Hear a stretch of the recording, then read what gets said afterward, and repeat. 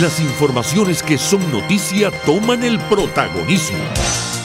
Comienza Informe RCR.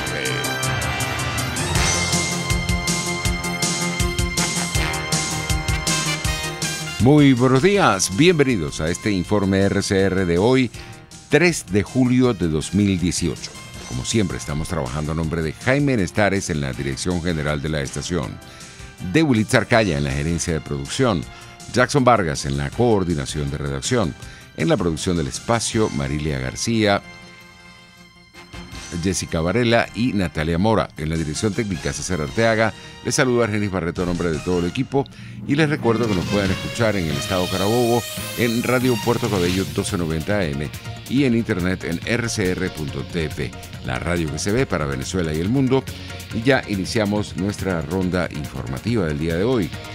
Tenemos que Andrés Velázquez, exgobernador del estado Bolívar y dirigente nacional de la Causa R, enfatizó que la dirigencia política se debe poner a tono con los reclamos que cada día hacen los venezolanos y una manera efectiva es convocar un gran paro nacional.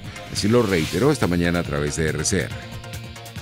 No he hecho una convocatoria, puse sobre la mesa una idea, una propuesta concreta, la posibilidad de que, o la viabilidad, conveniencia, pertinencia, ahora, en este momento, de debatir la necesidad de convocar a un gran paro nacional de protesta, de forma tal que esos reclamos o ese malestar que se viene poniendo en evidencia todos los días a lo largo y ancho del país, en cualquier rincón, por falta de gas, por falta de agua, por falta de electricidad, por inseguridad, por falta de alimentos, porque no hay efectivo, porque la inflación te destruye y te vuelve loco, te llevó al infierno, por falta de salarios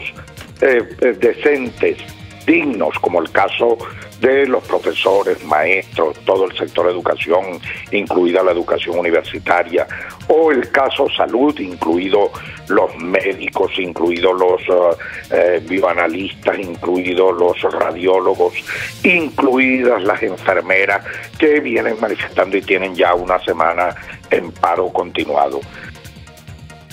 Andrés Velázquez, exgobernador del estado Bolívar y dirigente nacional de la Causa R, destacó que más que una propuesta de país, la oposición tiene que presentar un plan de lucha efectivo para salir de esta situación.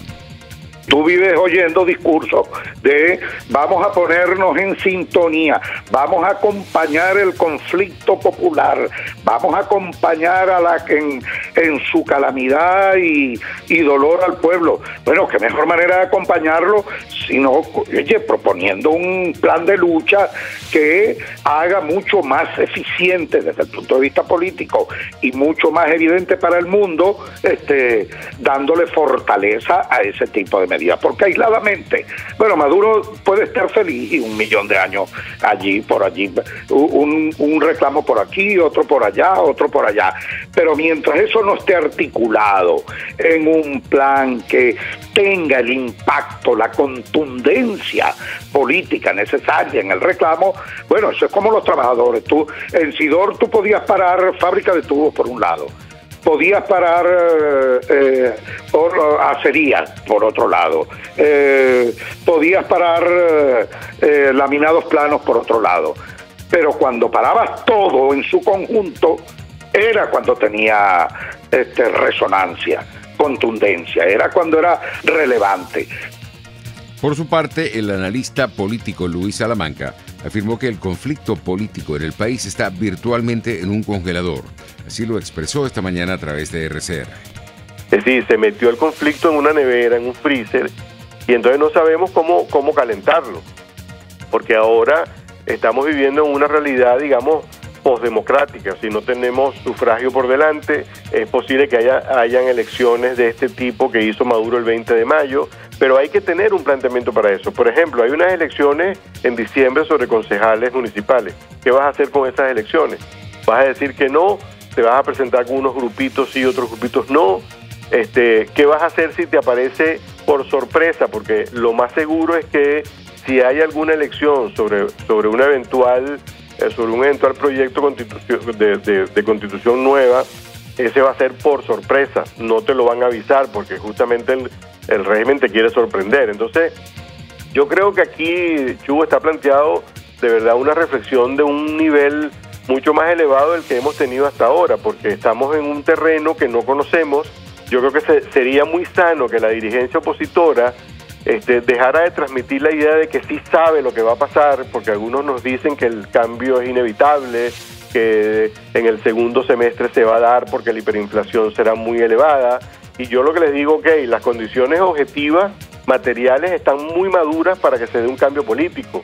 Ya el país no aguanta más desde el punto de vista material, pero los cambios no se dan solo porque tú tengas una situación social delicada. En este sentido, el analista político Luis Salamanca destacó que la oposición está obligada a preguntarse cuáles han sido los errores que ha cometido en su lucha por lograr los cambios democráticos que requiere el país. Si no lograste los fines que te planteaste, en lo que te propusiste, no deberías pensar que tu estrategia no era la adecuada.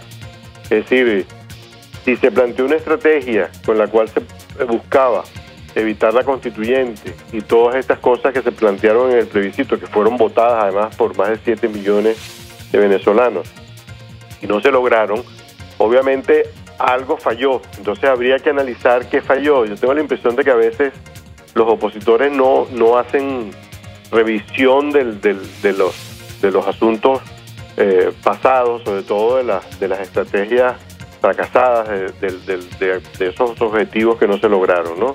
Entonces, a mi juicio, yo creo que allí había un problema estratégico, es decir, había un problema de cómo enfrentar la coyuntura, mientras el gobierno iba por una línea autoritaria, con una constituyente inconstitucional.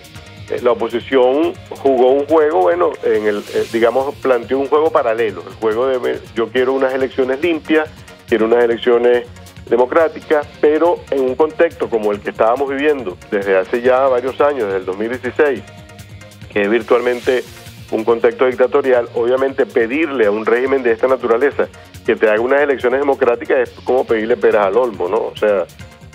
En materia económica, Aquiles Hopkins, presidente de FedeAgro, afirmó que el anuncio que hizo el gobierno de presentar al país en los próximos días los precios acordados de 15 rubros sin tomar en cuenta los sectores productivos no es la solución para enfrentar la escasez y la hiperinflación.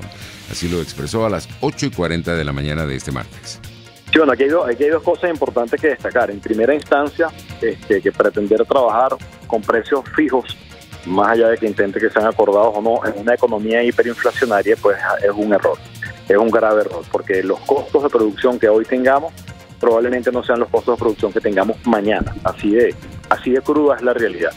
Entonces, trabajar con precios fijos no tiene absolutamente ningún sentido. Aparte que el problema no es el precio. Así lo han enfocado, pero el problema no es el precio. Si tomamos las declaraciones del ministro de Alimentación, cuando él refiere que el problema con estos 50 rubros, que hay un abastecimiento, creo que expresó del 16%, entonces se entiende claramente que el problema es de desabastecimiento, y el desabastecimiento viene impulsado por la caída de la producción. Entonces, si el problema es que el rubro no existe, la solución es cómo hacemos para producirlo, no cómo le fijamos el precio. Eso en primera instancia. Es un error intentar trabajar en control de precios y en hiperinflación, y el problema no es el precio, el problema es que no hay, es escasez. Entonces, la solución, ¿cómo lo producimos? En segunda instancia, están estas mesas de negociación o estas reuniones donde podríamos ir a expresar nuestro sentir, la realidad, los problemas que tenemos, cómo solucionarlos, pero no nos invitan. En este sentido, Aquiles Hopkins, presidente de FedeAgro, destacó que fijar precios sin tomar en cuenta la realidad del país es poner a trabajar a pérdida a los productores. Pérdida de un sector productivo, pues lo quiebra. ¿Y cuál es la consecuencia si usted lo quiebra? Porque deja de trabajar y deja de producir. La pregunta es, ¿con los controles de precios el venezolano come más barato? ¿O por el contrario, cada día producimos menos y comemos más caro? Entonces hay que entender que el tema del control de precios no ha servido absolutamente para nada. Con los precios lo vamos a regular cuando logremos recuperar la producción nacional. Cuando usted vaya a cualquier bodega, cualquier automercado, cualquier supermercado y consigue el alimento que usted necesita.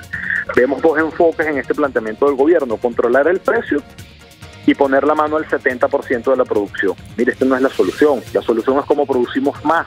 no cómo le pongo la mano a lo poco que aún se produce.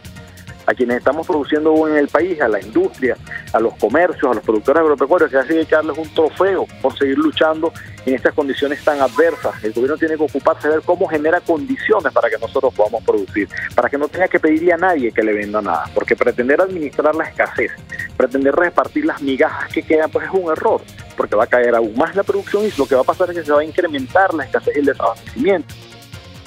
La diputada María Gabriela Hernández, presidenta de la Subcomisión de Cambio Climático y vicepresidente del Parlamento Amazónico, aseguró que el colapso del servicio de agua potable en casi todo el país es producto de la política de destrucción que lleva adelante el gobierno.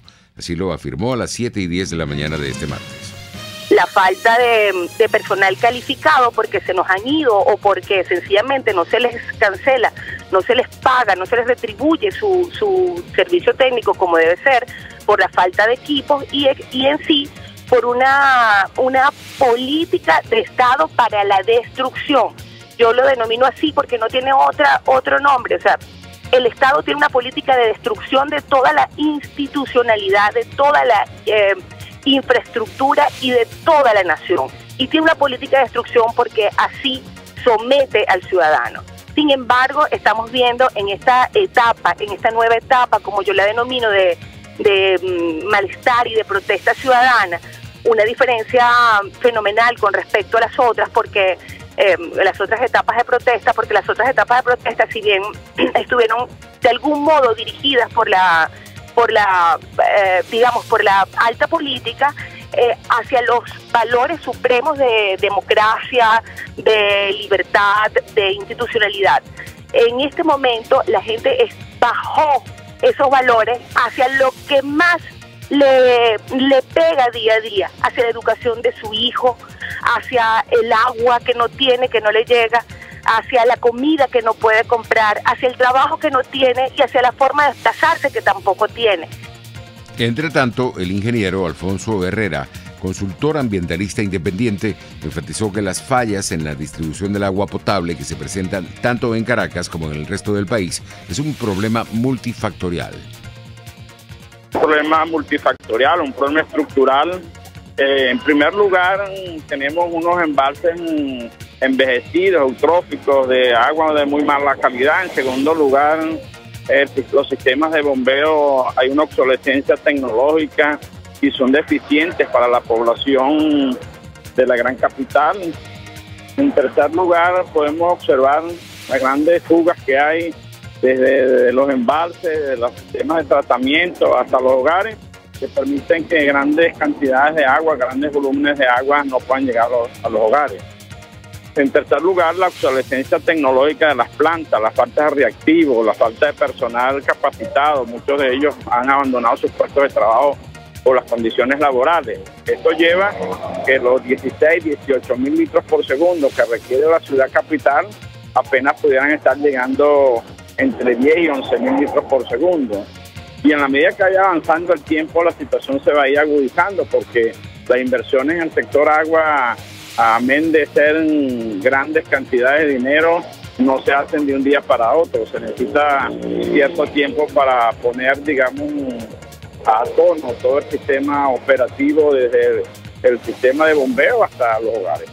A las 7:20 de la mañana de este martes, el ingeniero Alfonso Herrera destacó igualmente que se necesita una enorme cantidad de recursos financieros para hacer eficiente en el mediano plazo el sistema de distribución de agua en todo el país. Una planta potabilizadora que pueda estar tratando o potabilizando unos 6, 8 mil litros por segundo, hacerle una reingeniería y adecuarla a la calidad del agua que debemos enviar a los hogares, pudiera estar en el orden de los 40, 50 millones de dólares. De manera que los números que hay que invertir, el dinero que hay que invertir para poner, digamos, a tono todo el sistema, pudiera estar en unas cifras que pudieran superar los 100 millones de dólares. Por su parte, Jesús Armas, concejal del municipio Libertador y dirigente de Primero Justicia, enfatizó que el gobierno es el único que tiene la capacidad de buscar una salida a la crisis del agua. Así lo indicó a las 7:40 de la mañana de este martes. es que aunque nosotros quisiéramos tener la solución en nuestras manos, la solución tiene que venir de parte del gobierno, primero porque los montos para poder arreglar las bombas y terminar, por ejemplo, el sistema TUI 4, crear nuevos embalses en la ciudad, son montos en millones y millones de dólares, y esa es la verdad. Y eso lo tiene que asumir el gobierno, porque es la responsabilidad, porque Hidrocapital es una empresa pública, es una empresa del Estado. Por ende, mira, yo creo que a esto no hay que darle una solución privada, o no al menos en el corto plazo, sino por el contrario, Hidrocapital tiene que abrir sus puertas a las facultades de ingeniería de Venezuela, que tienen las respuestas para poder avanzar hacia un sistema de distribución de agua constante para nuestra área metropolitana, pero también tiene que abrir sus puertas a empresas privadas de Latinoamérica o a empresas públicas de Latinoamérica que distribuyan el servicio, porque la verdad es que solo no vamos a poder resolver el tema del agua para toda Venezuela, porque hace falta muchísimo personal, hace falta muchísima maquinaria que hoy no tenemos dentro del país, y vamos a tener que, por ejemplo, solicitar apoyo a las empresas públicas de Medellín, que hacen un gran trabajo con el sistema de distribución de agua de esa ciudad. En otras informaciones tenemos que el gobierno bloqueó el acceso a Internet de la red anónima Tor, lo que ha sido calificado como una flagrante violación a los derechos humanos por movimientos sociales y organizaciones defensoras de los derechos fundamentales. Nuestros colegas de La Voz de América nos tienen el reporte. En Venezuela, varias organizaciones sin fines de lucro dedicadas a defender la libertad de acceso a Internet denunciaron haber hallado evidencia de que Venezuela ha bloqueado la red Tor, incrementando el nivel de censura en el país. El activista cibernético Luis Carlos Díaz explicó que el impacto del bloqueo de esta red es comparable con el de los gobiernos que alrededor del mundo son reconocidos por violar de manera sistemática la libertad de expresión. En el caso venezolano, ahora hay que configurarlo como si estuviésemos en China. Me explico mejor. Significa que ahora el nivel de censura en Venezuela en CanTV es similar al del gobierno chino. El especialista recalcó que el gobierno realiza bloqueos a varias páginas web, acción que es ilegal y violatoria del derecho de ciudadanos a estar informados. Pero lo más importante es poder denunciarlo. Estos bloqueos son absolutamente discrecionales, no respetan la ley y son una violación de derechos humanos. A su rechazo a esta modalidad de censura a la prensa y a la libre expresión se unió el presidente del Colegio Nacional de Periodistas de Venezuela, Tinedo Guía. El Colegio Nacional de Periodistas está criticando fuertemente esta política que va en contra del derecho ciudadano a estar informado veraz e integralmente. Sin embargo, los medios privados reciben presión de los organismos del Estado para que algunas informaciones no salgan. Pero no hay unanimidad en los rechazos. El también comunicador digital afecto a la administración de Nicolás Maduro, Jason Rauseo, señaló que un gran porcentaje de la información que se publica en algunas páginas web del país es falsa. Más del 60% de lo que se publica a través de plataformas digitales o es mentira o está manipulado de alguna manera. Ciertos o no, los cálculos que expone Rauseo, el hecho es que la censura afecta a reconocidos y legítimos medios que cuestionan a la administración Maduro. Álvaro Algarra, Voz de América, Caracas. Vamos a publicidad.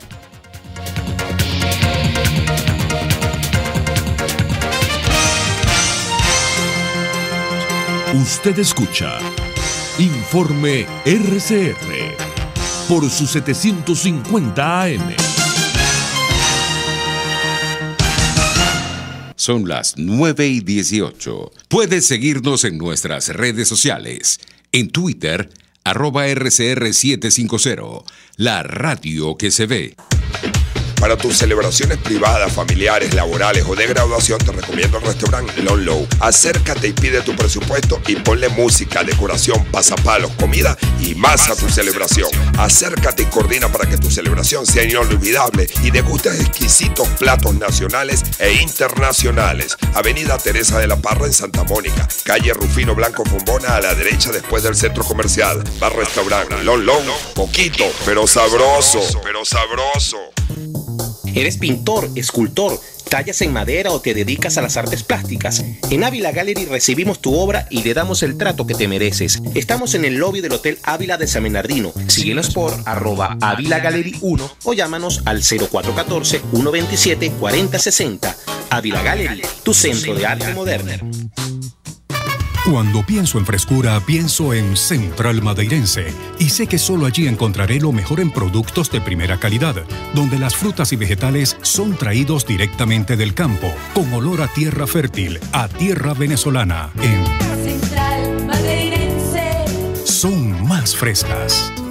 Dosis Alternativa es una ventana abierta donde usted hallará respuestas a diversos temas de salud que nos preocupan. La tuberculosis es una enfermedad que se llama de las enfermedades de la pobreza, porque tiene que ver con la disminución de las defensas del organismo en las personas, por ejemplo, desnutridas. Dosis Alternativa les hace llegar de una manera sencilla y amena la orientación de profesionales que necesita para comprender y manejar correctamente situaciones de nuestro día a día. Dependiendo de cuál sea la sustancia a la cual se está empezando a generar la dependencia, lo principal es observar cambios de conducta. Son pequeños signos de alerta donde uno que conoce a su hijo empieza a notar diferencias. Dosis Alternativa con Marilia García y Jackson Vargas, de lunes a viernes a las 9:30 de la mañana, solo por RCR y rcr.tv, la radio que se ve. Les estamos presentando Informe RCR, el compacto informativo de esta hora, solo por RCR 750 AM.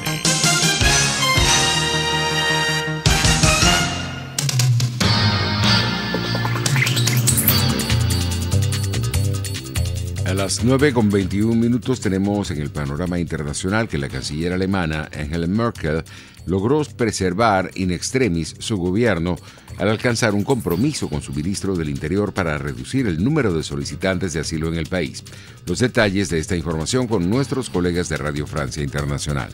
Es un débil acuerdo para frenar la debacle de esta coalición. Un acuerdo que necesitó muchísimas horas y toda la plan mayor de los partidos en conflicto, de la Unión Demócrata Cristiana de Merkel y la Unión Social Cristiana de Baviera, del ministro del Interior Horst Seehofer. El acuerdo da un poco a cada uno. Acepta la idea de Seehofer de no dejar completamente abiertas las fronteras a quienes quieran pedir asilo en Alemania, pero dándoles la posibilidad de quedarse en los llamados centros de tránsito. Allí serían internados los refugiados que hayan llegado a Alemania tras haberse registrado como peticionarios de asilo en otros países de la Unión Europea, y desde allí también podrían ser expulsados de vuelta hacia los países donde se registraron por primera vez.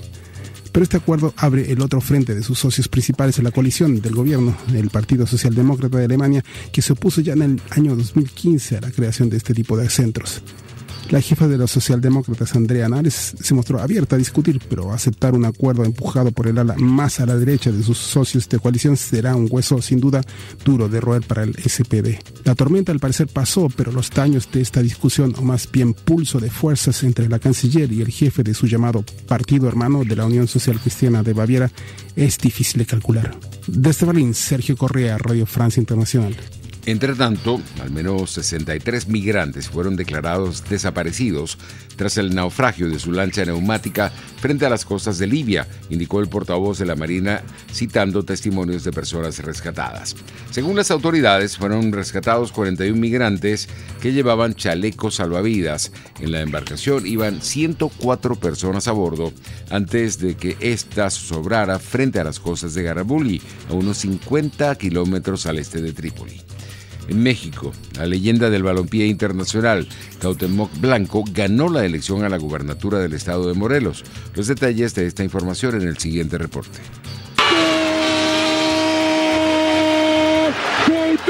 Cuauhtémoc Blanco metió un nuevo gol en su historia este domingo con un aplastante 52% frente a un 13 y 12% de sus rivales del PAN y el PRI.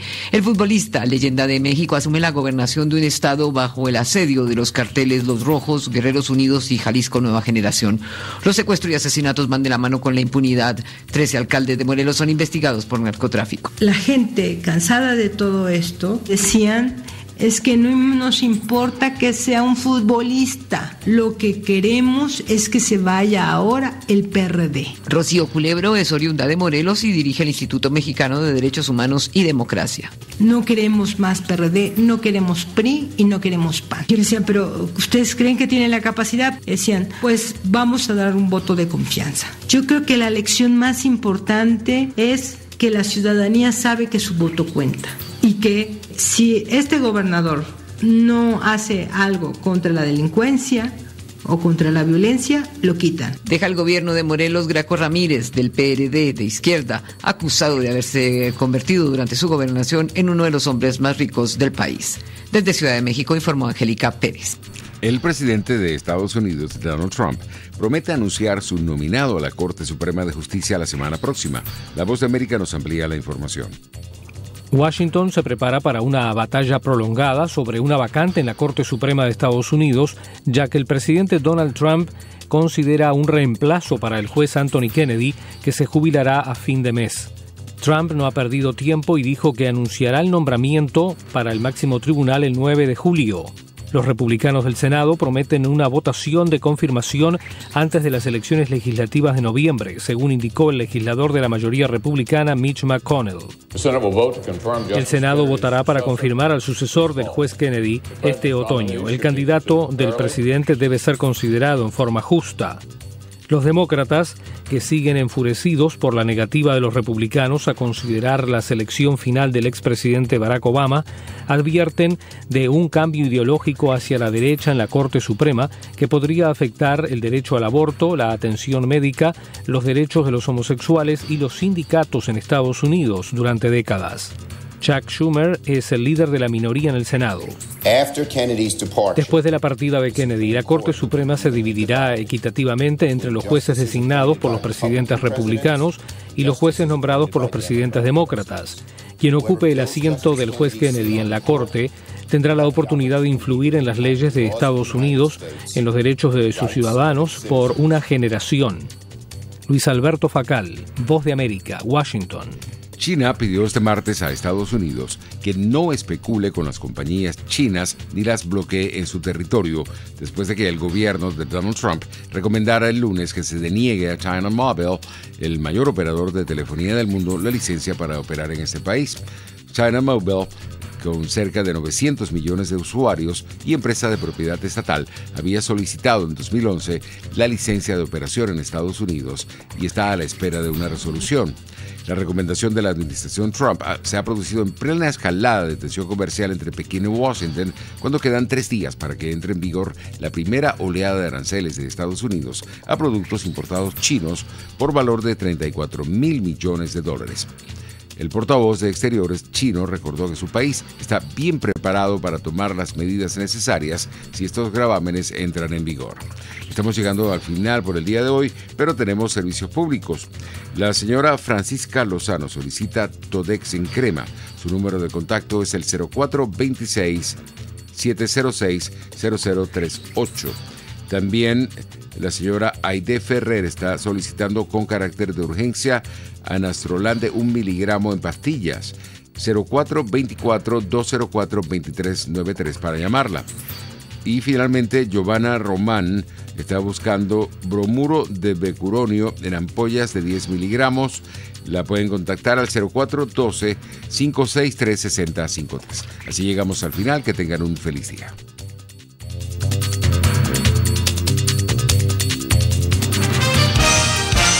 Hasta aquí este compacto noticioso. Manténgase en nuestra sintonía, porque estaremos